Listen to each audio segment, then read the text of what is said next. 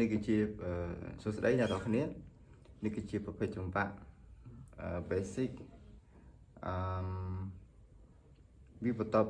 ផ្សំគ្នានៅក្នុងនៅក្នុងលក្ខណៈ basic basic គឺធម្មតាយើងលេងទៅ4ដងទេ1 2 3 4ហើយយើងលេងឆ្លាស់គ្នា1 2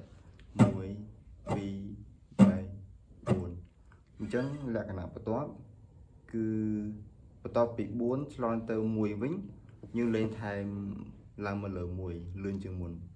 វាស្ថិតនៅក្នុងល្បឿននៃទូទៅពួកទ្វេ1 2 3 4 1 2 3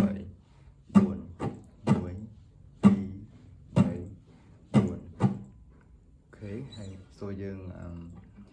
apply មក apply ជាមួយនឹងអក្សរដែលយើងអាចចាប់បានស្រួលហើយរកបានលឿនអញ្ចឹងគឺខ្ញុំបង្ហាញនៅក្នុងអីគេនៅក្នុង chord D minor ចុះ D minor A minor C អូខេយក3នឹងឲ្យអូខេ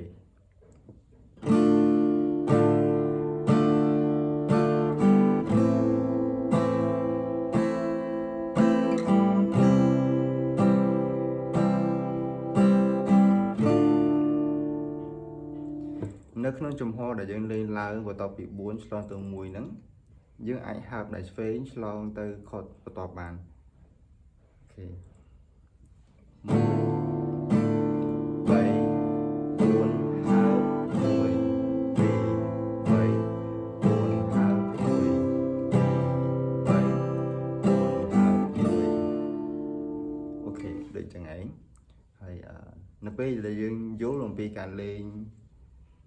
នៃផ្នែកស្ដាំហើយនិងផ្នែកឆ្វេងបានល្អហើយចាំយើងលឿនតាមក្រោយ1 2 3 4 1 2 3 4 2